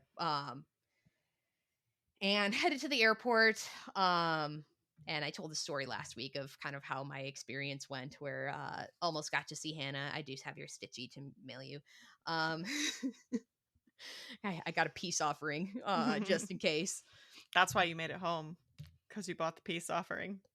Because I was prepared. But it was definitely an awesome trip. And it was just like the perfect amount of time. And like also it was the unlocking of the idea of a weekend trip, which was so awesome. Like, right? Like obviously like I paid in miles and I have a boatload of miles from all that time in consulting that I spent. So like obviously that comes from a like standpoint of like I didn't pay for my flights out of pocket. There's always an opportunity cost using your miles, but even booking kind of last minute, it was cheap. I think it was 12,000 for a one-way on American. Dang. The Delta one's more because it's always more. Delta's always more. Delta's always in like the 40s or something. Oh my god, yeah, it's absurd. I think I even paid 20, which is actually pretty good because I did Delta on the way home. But it's one of those. But it was definitely a trip I was glad I got to take, and like very obviously spontaneous in a way, and it was good. It kind of filled my cup, and I've been in a lot of stress and stuff at work, and like having been sick and having just felt like out of place in a way. So it was good. It was a way that really refilled my cup and like made me feel like, yeah, like I got like I felt like a 5-day vacation out of 2.5 days in the best way. That's so exciting. Yeah, because I bet you feel like a little out of whack with everything that's going on. Plus, like, you're so used to this routine of, we have the summer, we slowly work up, we train for Dopey, Mm-hmm. go through the motions almost at this point, but you're changing it up by running Chicago, so your miles are like in a completely different spot. You're like, this isn't what June is supposed to be like, and it's a lot. Yeah, especially this week having hit the like, okay, 4 months to go. I'm like, I beg your pardon? Squeeze me? Like, what the heck? What the heck? But yeah, it's definitely things that are a little just out of whack. And, obviously I'm trying to not put this pressure on myself, especially at the beginning of a training block to like, well, I'm running for time this time. Because, okay, I was running for time in January with Dopey, and I like knew I would. So, like, same, but different. It doesn't make that much of a difference at this point in training. So there's just a lot going on. So it definitely was something that refilled the cup, and just again, like, I felt like I lived like a few different lives in this last week in the best way or in that just one weekend in the best way possible. And I have no regrets at not going to Orlando and former, even if it would have been really fun. Mm-hmm. I think just the way that things, it was good to just be at Disney. So Mm-hmm. during the time, like make the most of my AP, and like, even though like, but yeah, it was so much fun. We'll have to plan it for when you can go next time. Yes. I'm looking forward, even though if I haven't trained properly, I am looking forward to the Peachtree Road race because other members of the group chat will be there. MB will be there. Jamie is maybe gonna come and just Ooh. cheer / potentially try and get a bib like at the race or something. Mm-hmm. I don't know. And then obviously Megan lives here, but like on the other side of town, so it's kind of far. So I'm excited. I hope that seeing some of our other Run Disney friends will give me a little boost. Even if it wasn't you. It's okay. But yeah, it was funny because it made me feel, I think we all came out of the weekend feeling more motivated for training, even though obviously this had Nothing to do with it. besides just, we had a lot of good like Disney interactions with people. Like there was a ton of Run Disney people around. Because it's funny whenever you see the shirts, it's like a princess shirt, marathon weekend shirt, like, my It's like, entire hello, new wardrobe. best friend. You didn't know you were walking into this, but you wore that shirt. So yes, you did. Well, Jess and I were on the Skyliner on Friday night, and we were talking to. We saw this kid with a group T-shirt on from the 5K at Springtime, and we were talking to them. And his mom is running her first marathon this January. I didn't plug the pod, but we just talked like, because she's like, I'd love to do the Dopey this year. I was like, well, it's going to be both of our third Dopies, and it was just talking about these different experiences that they had, and just like kind of like, I think, I don't know, the kids seemed like they're like between 10 and 12 ish. I don't know. It might just, it's kind of a guess, but their experiences and like how much they are enjoying it and they really love it, and it was awesome to talk to them. And it was incredible. Just different people you saw around. You saw different Run Disney people, like people just everywhere. In the best way of just kind of a like joining of hands and joining of people, and like other people who made the pilgrimage in for the Muppets. But yeah, it was awesome. Just different Run Disney adjacent people, and like, like we're both pretty or all three of us between Jess, Lindsay, and I are all very supportive of like, you can do it type people, of like, yeah, you can totally, like try, like, like sign up for this. Like, yeah, you can do your first, for sure, do your first half. Like we were talking to different people in the monorail, different transport and whatnot. We're, let's grow that Run Disney fam a little bit, even if it again, a weekend that had nothing to do with Run Disney. But was exciting to like think of everything that's to come in the next year with races. Yay. Oh, we love this community. If any of you guys are doing any local races or whatever, let us know. Oh yeah. If you're going to be at Peachtree, definitely let us know. We'll do like a real life, not Disney meetup. We'll all go to a diner or something. Tell us about one of your girls' trips. I'd love to hear about it. Even if it was like a quick, just a little quick little jaunt, like a cash walk down to Disney. And if you haven't, would you? Yes, would you, Hannah, come down for a? Yes, I would.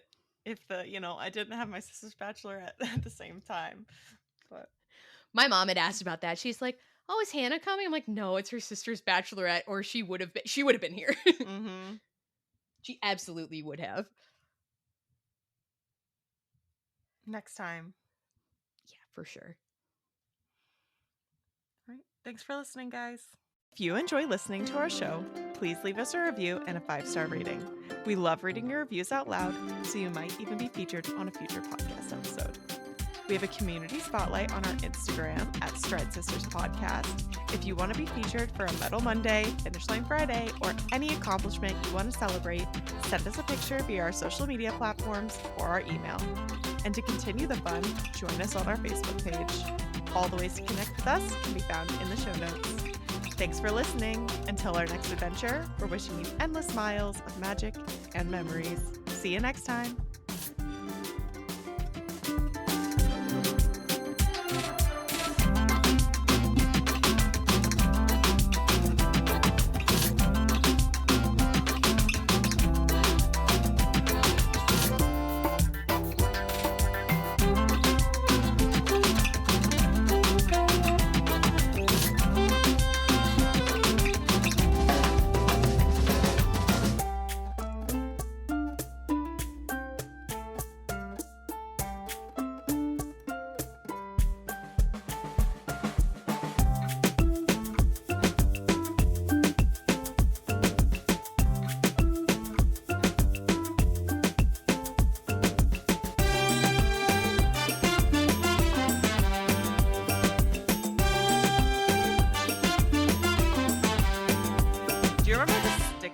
Earrings, like the sticker earrings? Or did you have your ears pierced early enough that you never went through that phase? I was 8 when I got my ears pierced. It was like for my 8th birthday. I remember it. We did done at my doctor's office. Oh. And that's how we learned shortly after that I am allergic to certain metals because we put Minnie Mouse earrings in. And it's like, what's going on with my ear? And obviously, like, something that's nice is like, I was old enough to like be like, it kind of hurts, and like I don't know what's going on, obviously in childlike terms speaking for that, but we discovered that my ears are bougie and I need 14 karat gold or higher because I'm allergic to whatever was on those Minnie Mouse. And I remember they were so cute too. Oh, but yeah, I think I remember playing like Pretty Pretty Princess with the like little clip-on earrings, but I don't know if I really remember the stickers quite as much. No, they were like I don't know, they were literally just little stickers, but they were 3D, so they looked kind of like jewels. I don't know if they were gel inside or like how exactly they made them, but they looked like little jewels. Like they had heart shapes and diamonds and triangles and squares and circles and anything you could ever imagine. But yeah, because I didn't get my ears pierced until I was 12. I was supposed to wait till my 13th birthday, and then my parents surprised me on my 12th birthday. Aw. Literally on my birthday while we're waiting in line for dinner, I think, to go to Maggiano's. Ooh. And we just walked over to Claire's at the outdoor mall and got them done. Do not recommend. Yeah, I was a big weenie about needles, so I viscerally remember like them. I was like, yeah, this is a one and done thing. I'm still a little bit of a weenie about needles, but not as bad. I'm a weenie about like medical needles, getting my blood drawn and shots and stuff. I don't like that. Up until high school. Wow, we're on such a tangent. I hope you guys love this. But up until high school, my parents had to come with me to go get injections, flu shots, whatever, because I was so scared. I would scream bloody murder.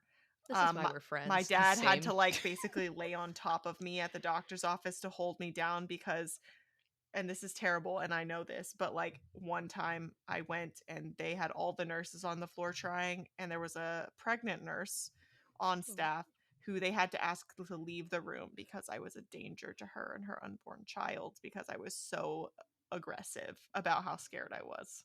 Oh. The doctor tried the, like, you're a big kid, you're scaring the other kids, knock it off logic. That did not do anything for me. I did not get over that until I was hospitalized for a whole week in high school. So if you need to get over your fear, get really sick, I guess.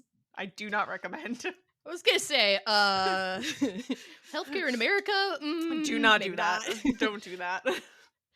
Yeah. I absolutely 100% despise.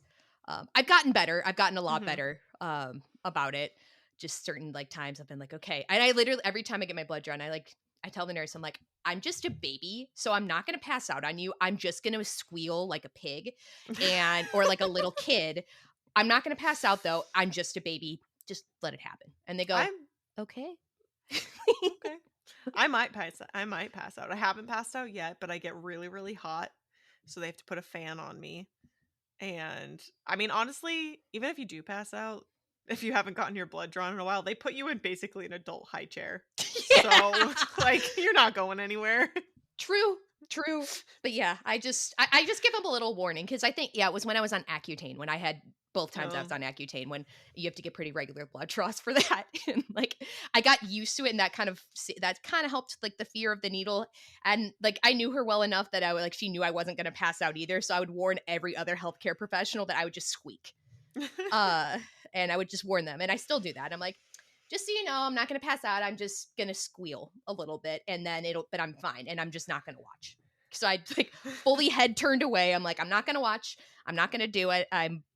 We're fine. We establish an understanding. I can't hear you. Sorry. You're good. Ben left. Oh. He's not in the house. So I don't know where he went, but the timer for our ribs just went off. Oh, shit. So they're at the halfway mark, and they need to be wrapped in foil and stuff, but